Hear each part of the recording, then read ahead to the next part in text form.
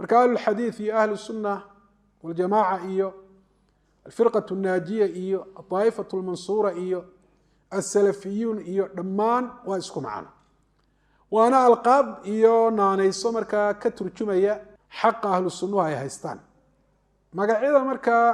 axsaabta iyo firaqana loogama qiyaas qaadan karo furuuq baana u dhaxaysa marar horena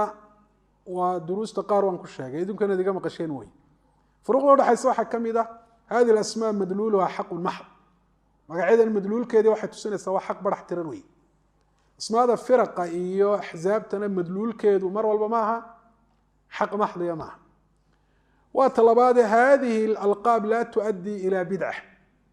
bidca dadka gaadhsiin mayso bal waa daaciyatun ila litibaac waxay ku baaqaysaa dadka ay ku dhiiri gelinaysaa itibaac hadihi alalqaab laa tufariqu bayna ahli اlxaq wainama tufariqu bayna ahli اlxaq wاlbaطil ahlulxaqa ma kala geynayso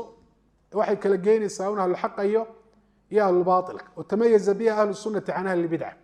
ahlusunna waxay kaga soocmeen ahlulbidca halka magacyada axsaabtu ahlulxaqa laftooda ay kala geynayaan dadka ahlulxaq ahaa bay kala geynayaan oo midba markaa xisbi lagu daraya oo loogu yeedhaya oo loogu baaqaya